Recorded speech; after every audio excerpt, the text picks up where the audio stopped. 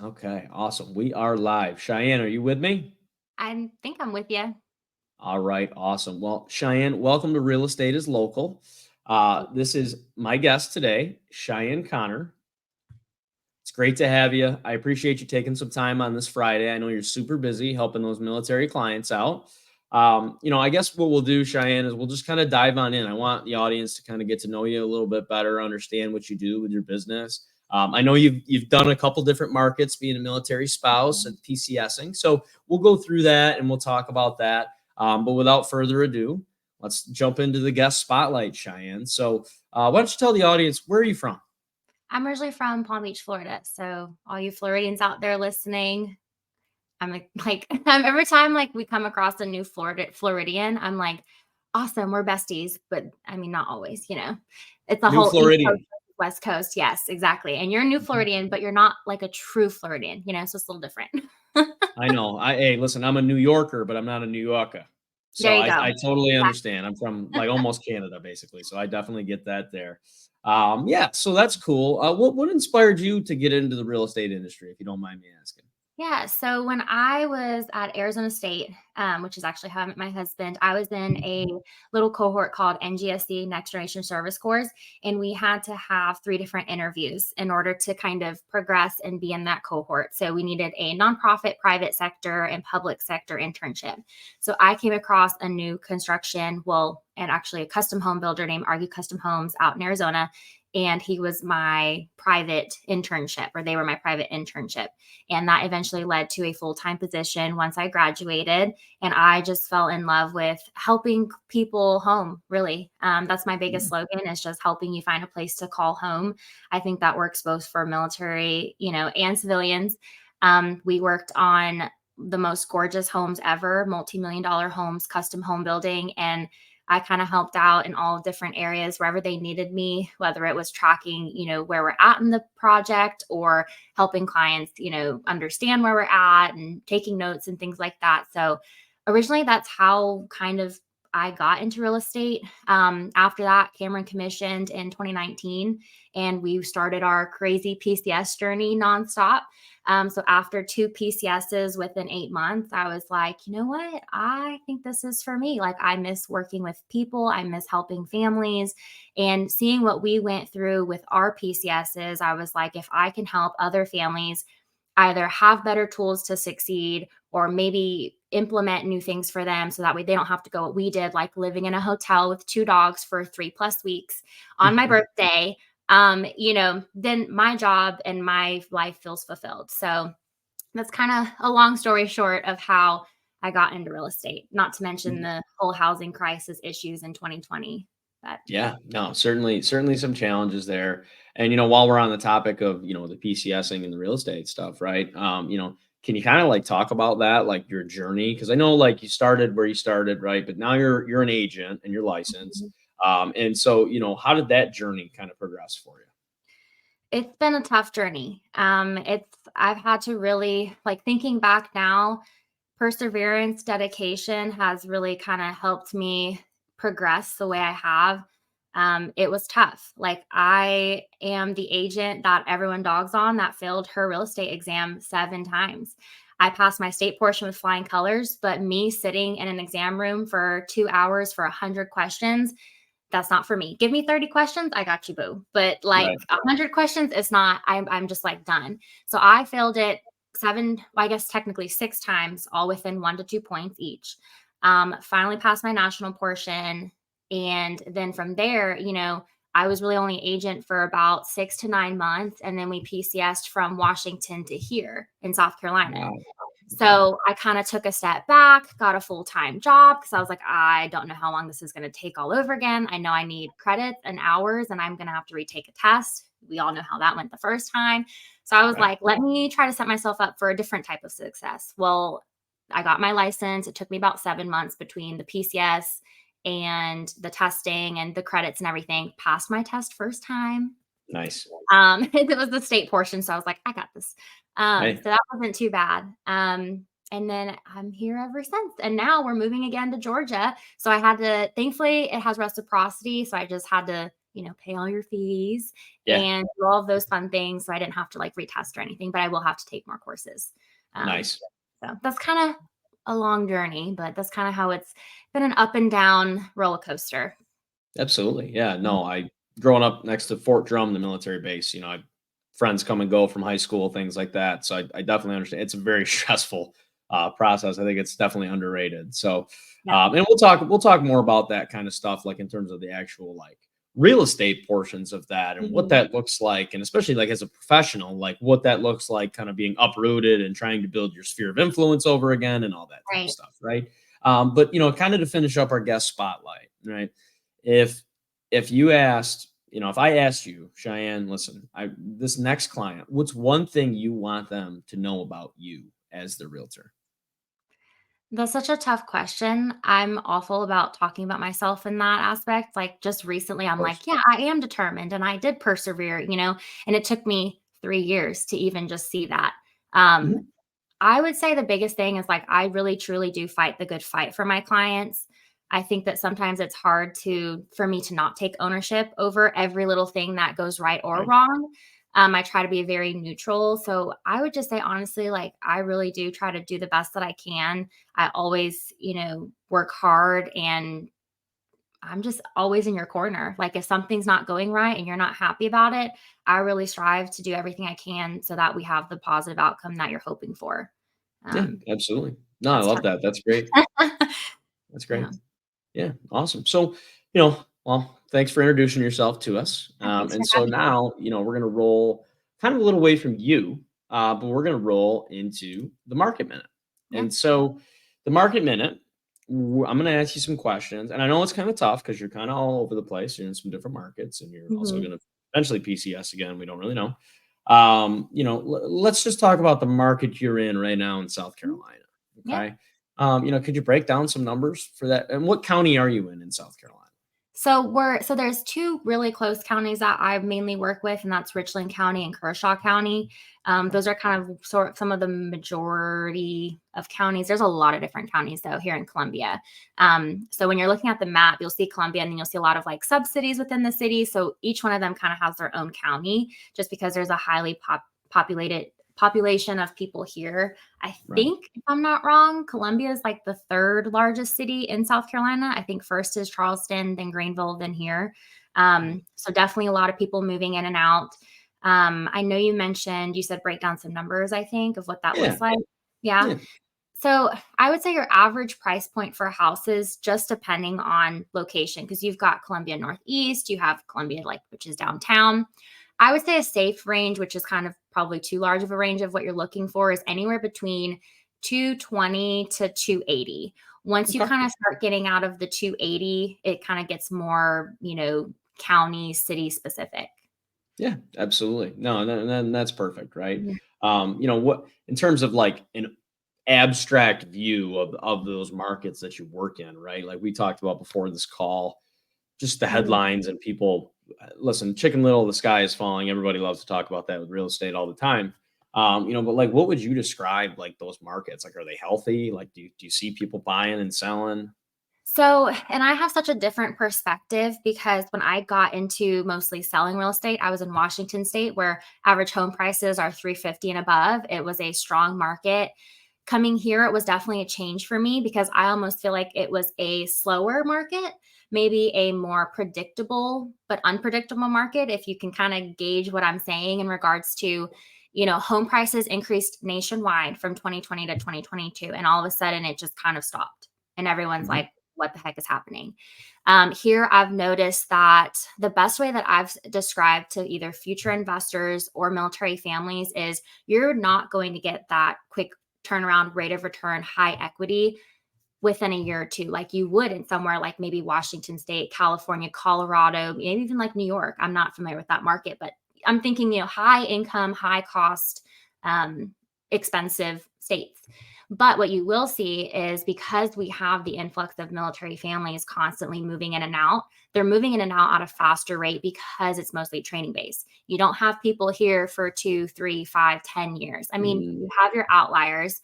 Most of those military families would be down at Shaw Air Force Base, which is in Sumter. So you're still about an mm, hour outside of Columbia. But at Fort Jackson, which is pretty much in the heart of Columbia, people are here for drill school. People are here for Triple C. That's 6 months. I think drill school's probably around that same 6 months to a year. You're going to have that influx of moving in and out. And so it really just depends on, I don't even know what your question was at this point. I'm just going off tangent. But it really just depends on like what you're looking for, Yeah. you know? No, no, no, absolutely. And so, the question really was like, hey, listen, like, how would you describe the market? And Mhm. so, to me, it sounds very similar to it as at home up near Fort Drum, right? It's Mhm. stable is a Military word that you market. would use. Mhm. Obviously, listen, there's supply issues everywhere, right? That's very evident. Yeah. But it sounds like that's a stable market. It sounds like that people that come through there tend to Mhm. buy and then sell again, which again Mhm. is kind of like what happens at home. Mhm. Awesome. So, as an investor myself, if I called you and I said, Cheyenne, I'm looking to buy in that market. I want to Mhm. invest. I want some small multifamily, Mhm. maybe some, I don't know, Airbnb. I'm more of a small multifamily kind of guy myself. I kind of stay away from the Airbnb side. Sure. Where would you send me in that area? Like, what are some of the good areas to invest Mhm. I think it would depend. I think mostly it would say, do you want an upcoming area? Are you looking for something that's already, a well-established area? Are you wanting to kind of go forth and be connected more to the military side of things? Like you mentioned about all of the new homes up and coming and growing. There's so many builders and new builders being invested into our market right now. There's a ton of new construction incentives. And ultimately, I think it would just depend on what is your perfect, I guess, tenant at that point. Are you it? wanting a nurse or a teacher or a doc, maybe like a travel nurse or something like that? Or are you wanting to maybe go more towards your military families? I think that would be the biggest dictation of Yeah. where I would say, kind of think about what you're wanting to do. Yeah, no, absolutely. I was just at the Bigger Pockets conference on Monday and Tuesday, and awesome, Mhm. phenomenal. Anybody that wants to learn more about real estate investing, you need to go check out Bigger Pockets on everything. They're awesome. But one of the things that I focused on was learning about the medium term rental strategy, which is Mhm. exactly what you just talked about. I'd love to try to build a portfolio where I've got some traveling nurses, right, that come in and out, or people that have insurance claims or things like that, where they're looking to stay over 30 days, but maybe just 3 months, maybe six Mhm. months, maybe they extend. So Right. it's good to know that there's some properties like that in that market for sure. Definitely. Awesome, awesome. Well, thanks so much. I appreciate you, telling me a little about your market. So now we're going to roll into one of my favorite segments, which is going to be rapid fire. Okay. So I've got 3 questions for you, Okay. and I know you're going to bring some questions for me. And so why don't we do this? I'll start it right off. Okay. Okay. So when a PCSing family reaches out to Cheyenne, Mhm. what's your process? What is the first steps, right? I call you, I'm moving from Washington, I'm PCSing the same way you did. What's the first steps you're going to have your client take? So the first steps just when buying a house or just in general? Just in general, right? They reach out to you, hey, you're the local expert, we're PCSing there. I haven't spoken to anyone. Mhm. So the biggest thing for me is I always like to hop on, just a quick 10, 15, 20-minute max phone call. Kind of get a feel for who you are as a person, making sure that our personalities aren't going to clash, but they're going to really mesh well together. And we can find that kind of common ground and trust and really just go off of our similarities and differences and just kind of molding into like a friendship, right? Like, but still Yeah, professional. for sure. Then the next thing I do is that's when I get their email, their contact information, their time frame, and then I send an email and I send out like a PCS checklist. Sometimes military families, this might be their first PCS. This might be their first time buying a house. So I send them a checklist, kind of goes through like where you can find better resources, kind of what to expect. Hey, you're 30 days out. You guys should have done this. I have moving to Columbia, South Carolina flyer that I like to send out to kind of give some options of things to do or places to stay. And, Mhm. just if you have kids, go to the zoo, whatever. I also give my home buying checklist and flyer packet thing kind of for them to look over, especially if they've been a first time home buyer or they've never bought in an attorney state. There are some differences that I always try to point out. And then I use that time to kind of gauge where they're at. So once I send all of that information to them, I'll also send them a lender, in that initial phone call. I'll see if they've ever, spoken to a lender yet, where they're at in the process. If not, I'll send them recommendations. And then I kind of give it a few days depending on where they're at. Like if they're like, I'm 6 months out, we have time. If they're like, hey, I need a house yesterday, then I try to move that process along a little bit faster. I really try to gauge their feelings on it. I never want to come across pushy. I want them to feel comfortable and confident in all the decisions that they make. And ultimately, it's kind of that give and take. And that's why I do that first initial phone call is, where are you at? How are you feeling? And that way I know too, whether to say, let's run 1,000 miles an hour, or we can go at 2 miles an hour. So that's kind of the first steps of how I take it. And then we just kind of go from there, set them up on a search. We usually sometimes will get on a Zoom call so I can see their faces well, get to know them.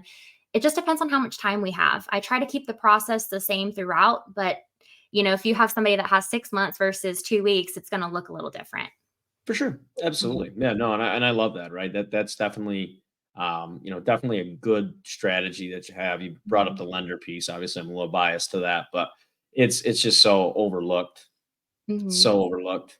People love you don't go to the grocery store without your wallet. Right.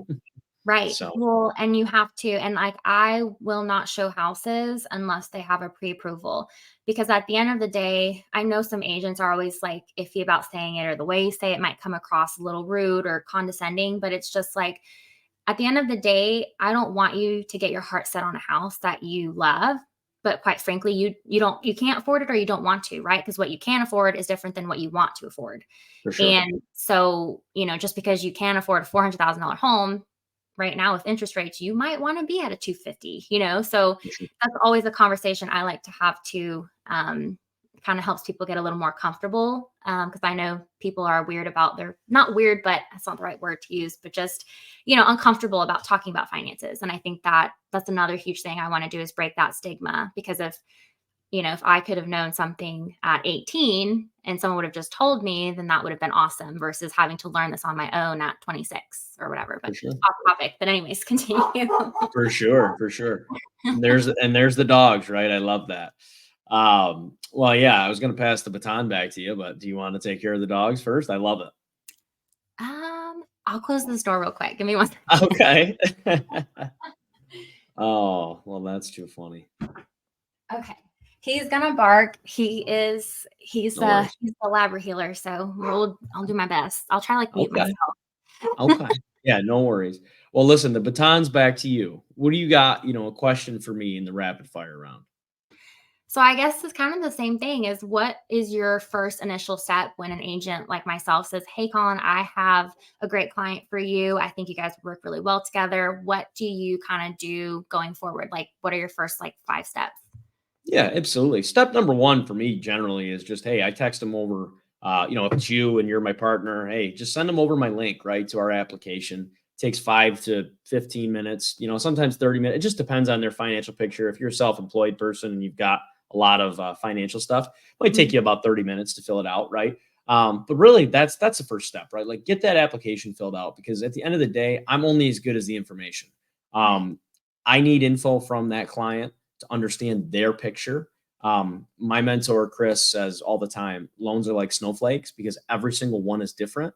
Mhm. You and I could be twins and we would have different credit scores and we'd probably have different jobs and different incomes and different things like that. So Right. for me, it's all about getting that info. And then, hey, I look at the application, I try to take in all the documents, then I hop on a call. It's usually a 30-minute file review real quick. If they can't qualify, if their credit's banged up, I even take 15 minutes generally to hop on with those type of clients as well. Mhm. Because like you said, like at 18, nobody told me how to build my credit. So a lot of the military relocation people are 19 and 20 years old. So if their credit's Mhm. banged up, I like to help them out. Right. And take 15 minutes out of my day. It's enough, and give them a good plan. But if Yeah. they're good and everything's good to go, we hop on that call. I talk to them, and I kind of reverse engineer things. I try to figure out what their payment they want, and then we Mhm. figure out the price. And then I call Cheyenne back and say, "Hey, Cheyenne, happy hunting. Here's your price range." And that's kind of my process. Right. No, I love that. And I think that appreciated too, because I don't think that many clients realize that there's not a lot of lenders out there, I almost said agents, that would take the time to say, hey, in order for you to be at this credit score, to have this pre-approval, to be approved at the amount you want to be pre-approved for, you need to do X, Y, and Z. And I think it's really awesome as an agent when I send clients to lenders and they are willing to say, hey, so they're not approved yet, but I've given them the tools on how to get there. And I think that that's a really awesome thing, because not every person's made equal, right? Or the same, but For sure. same goes for lenders and agents. But I think it just gives that extra sprinkle of love to say, hey, look, I feel for you. Hey, not a big deal at all. Like, no judgment, but this is how you can get where you want to be. And I Yeah, think that's there's no really judgment ever, right? I mean, important. that's the thing. Like, listen, you go to the doctor, you tell them your symptoms, and they tell you what you've got. There's no Right. judgment from that doctor, right? I mean, and again, I'm Right. not equating myself to that level of intelligence No, at I all. know. But at the end of the day, we are the only people that can help you really figure out what's wrong and how to fix it. So I take a Right. lot of pride in that. I try to spend as much time with those type of clients as I need, and I Mhm. give my personal cell to everyone. So anybody that has a question, they can text me or call me at any time, and I'm happy to help them out. So awesome. So I think the baton's back over to me. Yeah.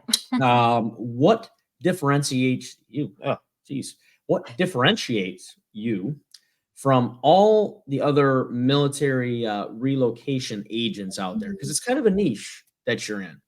It is a niche, and, everyone's always like, "Get your niche together," and I was like, "What even is that? What, like, why do I need to do that?" And I think, like, going forward, I definitely want to focus more on figuring more so of that out and really honing in on that. Um, I'm really bad at these kind of questions. Hey, no I'm like, worries. what even am I, right? Like, who am I, and what do I offer that somebody else doesn't? And I think that's the hard part about real estate, right? Like, there are so many people that will be like, "Oh, I'm so and so and so and so." And to me, I'm like, "Ew," that gives me that, what's that thing going around, like that ick?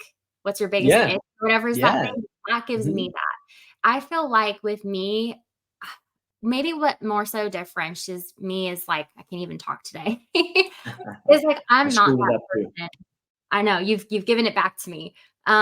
Is I'm not that person that's like, "Oh, I've done this or I've done that." Like I said, just recently, I'm like, "You know what? I am dedicated. I did persevere on this. Like, I should talk about this." But I'm more, like, humbled in a sense, because I know, like, as much as I feel like I've accomplished a lot, like, to me, it's always there's always better out there. There's always bigger out there. Celebrate your successes, but also be humbled about it, because I know I'm not the best, right? Like, there's always going to be somebody better, whatever. So I think for me, the biggest thing is just like knowing that when I say, like, I'm in your corner, like, I truly am in your corner. And at the end of the day, my biggest thing to clients is, hey, if you don't want to work with me, that is fine. Like, I want you to feel comfortable. I want you to be confident.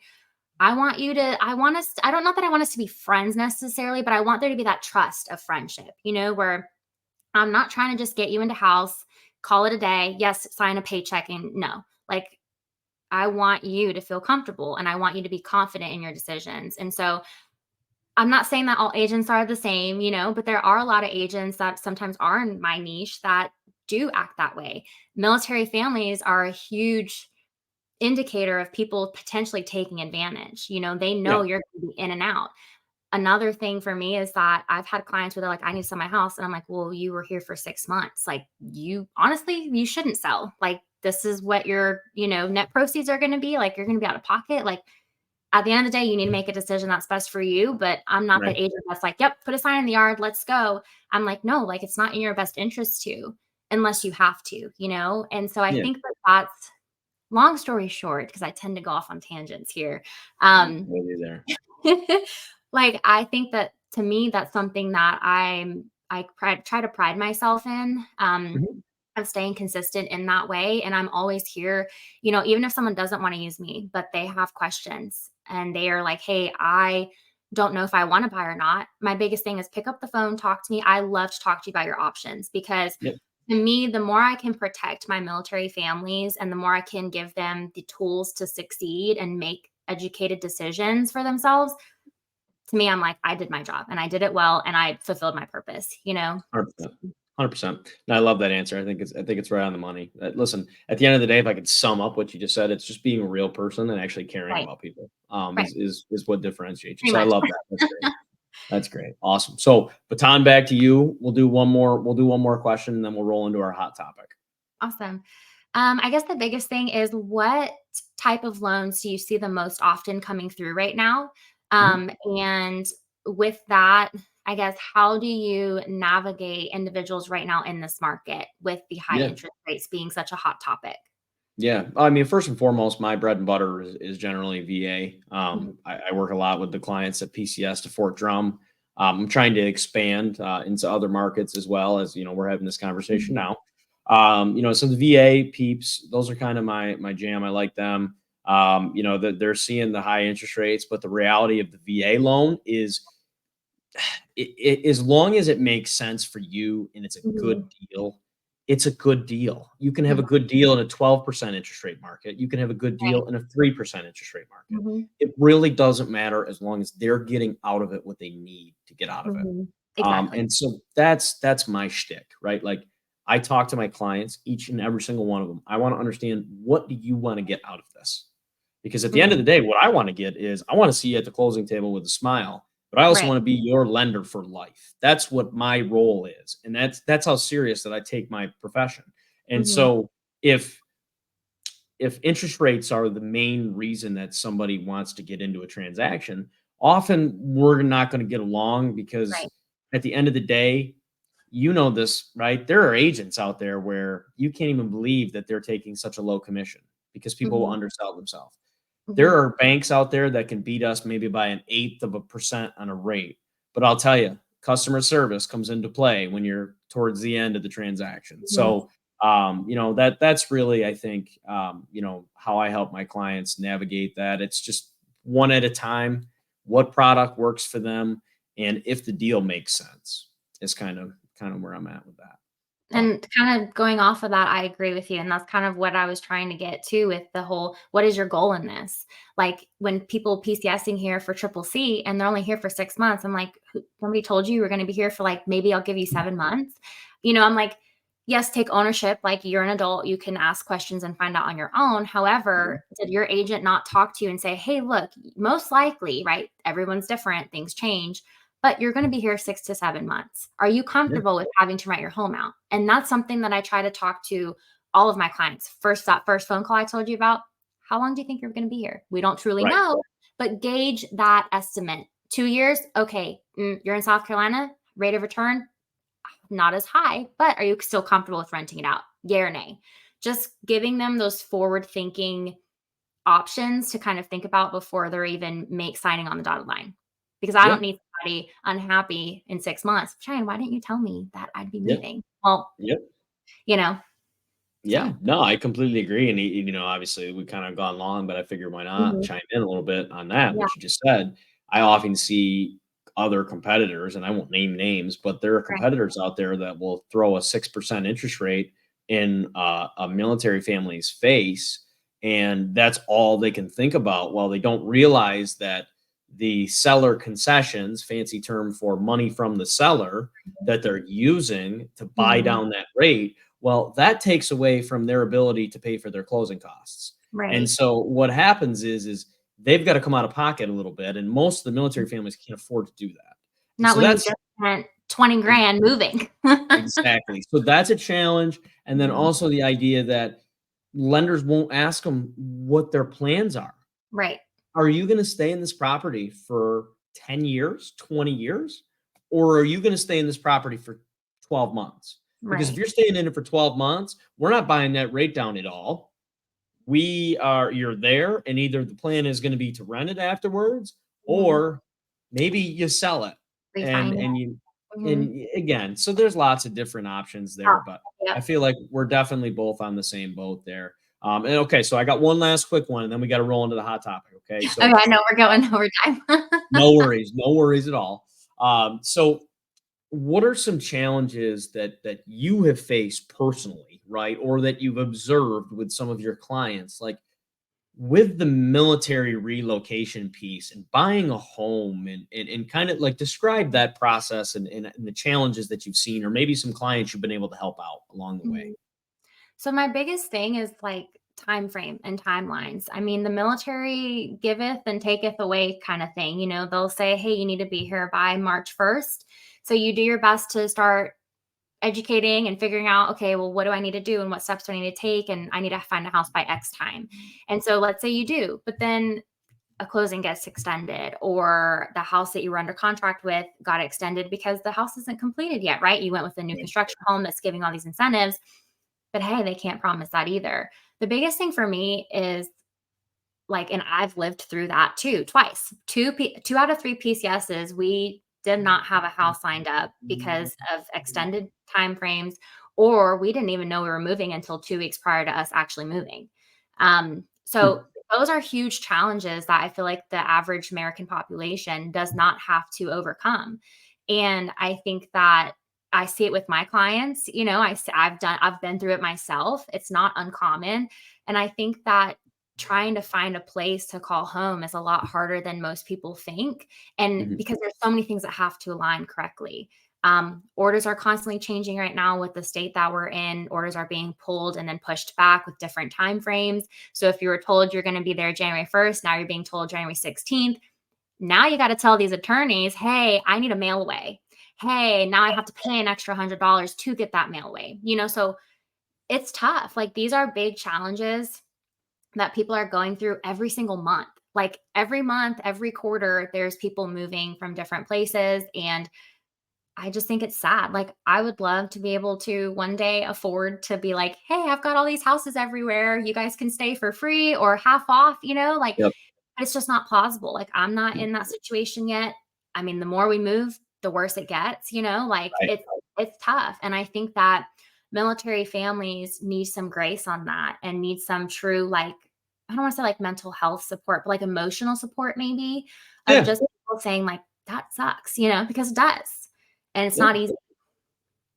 No, absolutely. I completely agree. I have several friends that have moved from other places and they're realtors, and it's just a challenge. Like, you uproot everything. I mean, my girlfriend and I just moved 1,200 miles south so she could go to physical therapy school.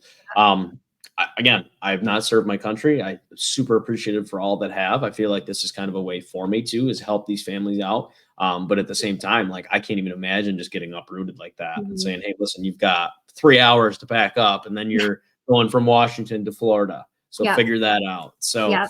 no, I definitely understand that, and there's some challenges. And I think, to kind of close this, Mhm. when you're going through the actual PCSing process, Mhm. and that a home is on your mind, the number one thing you've got to do is you've got to get to an agent that's in the market that you're going to be in.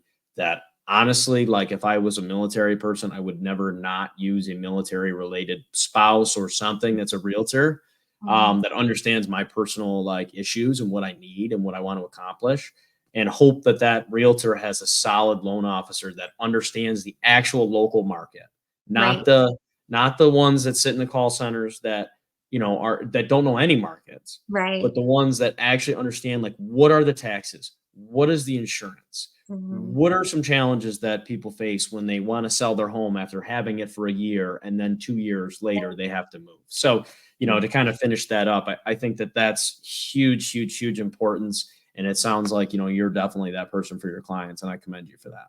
I appreciate that. Yeah. It's Absolutely. not easy. It's tough. No, no, it's not easy. You have a tough life, but at the end of the day, serving our country is definitely the right thing to do. So, all right, let's roll right into our hot topic. So, caveat to that, right? Here's my hot topic, right? So, kind of like what you just said, it's a challenge. Like, I wish I could have houses everywhere, right? Right. How can military home buyers navigate those frequent relocations while Mhm. also building their wealth through real estate investment? Biggest thing is right now using these builder incentives. I mean, obviously, I'm not supposed to like push people towards different neighborhoods or things like that, but I mean, the biggest thing is being within BAH is uncommon. I think here in South Carolina, we have kind of a unique perspective because it's more common than not, especially within the last few years, to be able to be within BAH or under. Mhm. BAH is only supposed to cover 95%, which it doesn't even do that in most markets. Definitely doesn't do that in Savannah or Washington, Right. And so I think the biggest thing is just saying, hey, like the biggest thing you can do to create wealth is buy where you can when you can. You every duty station does not mean you need to buy a house. Not every duty station allows you to buy a house, right? If you only have $200,000 left on your entitlement and homes are $700,000, maybe it's not the right time for you to buy. Um, I think looking at everything as a whole, looking at renting, looking at on post housing, what does that look like? Time frames, buying a house, what does that look like? I think every time you move, you really should take up those three options, list the pros and cons for each, and make a decision for you and your family and how to move forward. Um, and then that to me, that's how you would create wealth because just because you lose out on a market for 2 years from renting, you might have also saved yourself a lot of money in the long haul too, because now you're able to PCS and buy a house the next time. So I Yeah. think just being realistic with yourself, having an idea of a goal that you want to obtain with home ownership and wealth, and then looking at your options every time is going to be your best thing because I think that there's a huge, I don't want to say like under education with buying houses in the military community, but at the same time, I think there is. I think Well, that there people is. There see, definitely is. you I know, agree with that. I mean, yeah, I know that there's a lot of stuff the VA does, but mhm, I've never really encountered, in my tenure, people that aren't confused. right, So I definitely agree with what you're saying there for yeah. sure. So I think So that it's important to know your options and make the best decision for you.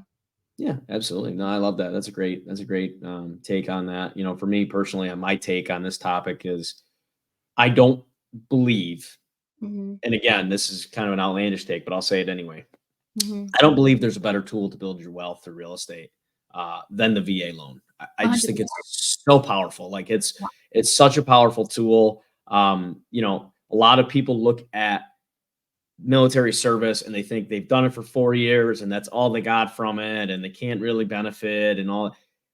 Listen, people, that VA loan is crazy powerful. If Mhm, you move to a spot where you can afford to do it, buy mhm, that home, come in at 0% down, have the seller pay for your closing costs if the market allows for it, mhm, and really do some analysis like you just said. I love that you said that. Look at the market. If that's a good rental market, oh my mhm, goodness.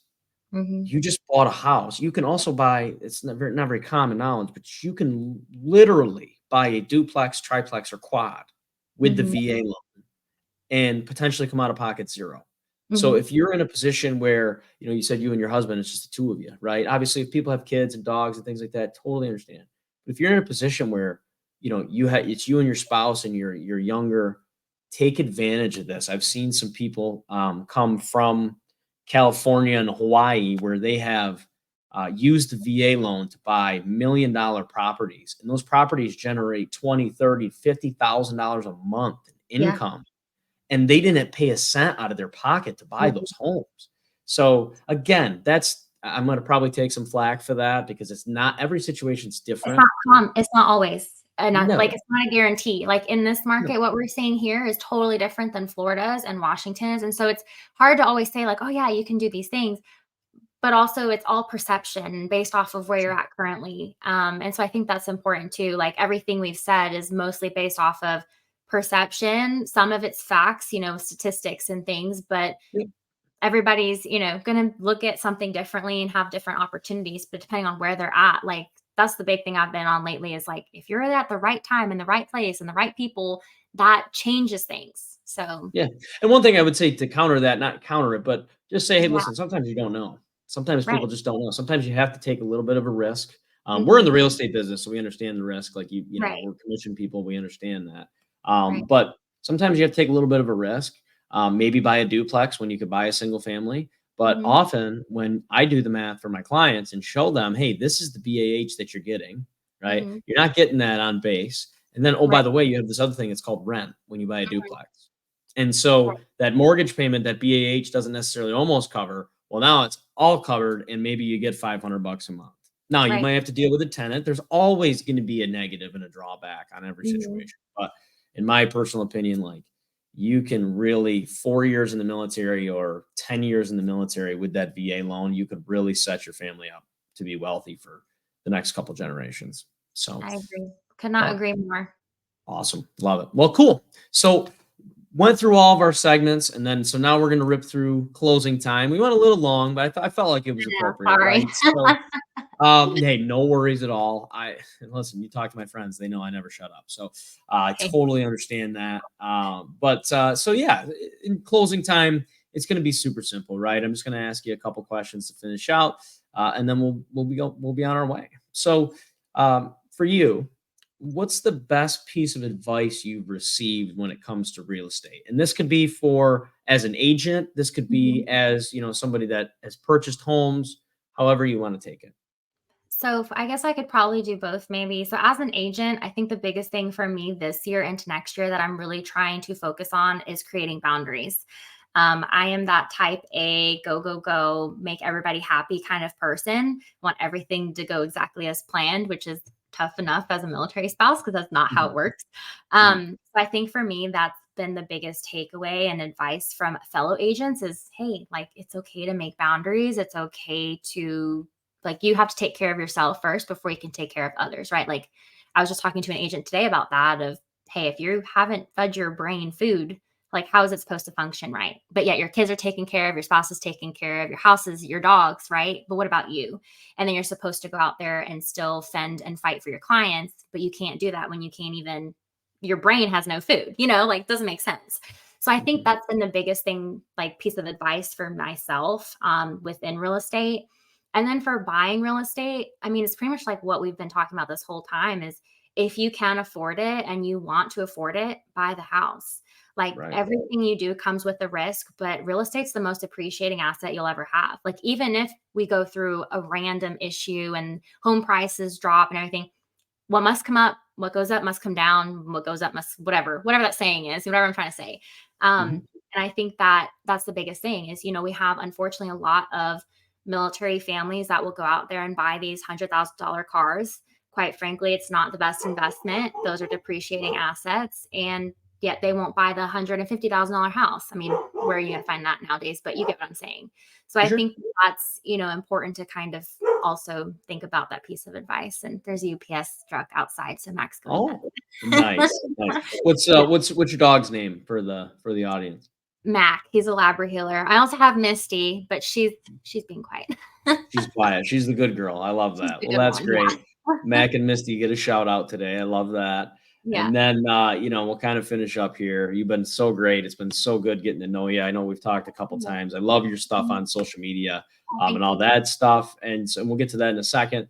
But one last thing, for the audience, could you recommend a book or a podcast that's particularly helpful to newcomers to real estate? So maybe not necessarily for real estate. I think it's more so of just a great book to read as a whole, especially if maybe you're struggling in your like sense of your mindset. You need a good mindset shift, emotional shift, whether your husband's deployed or spouse is deployed, military. I mean, anything in life. I really like the book 101 Essays That Will Change the Way You Think by Brianna West. Weist, I think is how you say your last name. Yes. There's some really awesome quotes and things that I think like anybody from anywhere can take some thoughts back from and really start to implement changes in their life. So I really like that book. I think it kind of makes you sit and think too of like where you want to be, the kind of person you are, the kind of person you want to be. I don't know. I really like that book. It's like resonates a lot with certain things. So Love it. No, that's great. And that mindset, I mean, I'm going to be honest with you, like that's one of the things that's changed my life entirely. It's just changing my mindset and looking at yeah, things differently. So I think that's perfect recommendation for anyone. And honestly, that is good for real estate as well, because getting into real estate, the one thing I've observed in the couple of years I've been doing this is people don't get in because their mindset's not right on what they want to get out of it. And it right. really blocks everything and just makes the transaction not go for them. So Right. I think that's perfect. And then, one last quick thing, and then we'll wrap it up. Where can everybody find you online? What's those social media handles? So Instagram is sold with Shy, and that's just my first four letters of my name, Chey. It's not Shay, it's Shy, but a lot of people still call me Shay, and that's fine. Mhm. And then TikTok is sold with Cheyenne because sold with Shy I think was taken or something. And then that's pretty much it. Facebook, Cheyenne Conner. So Nice. Absolutely. And I'll link those down in the description when I post this on YouTube. And well, Cheyenne Conner, thank you so much for being on the Real Estate is Local podcast. I feel like I got to know you. I feel like I understand the market that you're in a little bit better. And hopefully somebody somewhere is taking your advice and their goes a little bit better. I hope so. Yeah. If y'all need help, just reach out to me, comment below. We'll do everything we can to make sure you have the smoothest process as possible. As we know, it's not always that way. Thanks Absolutely. again, Colin. Awesome. Thank you. Take care. Bye.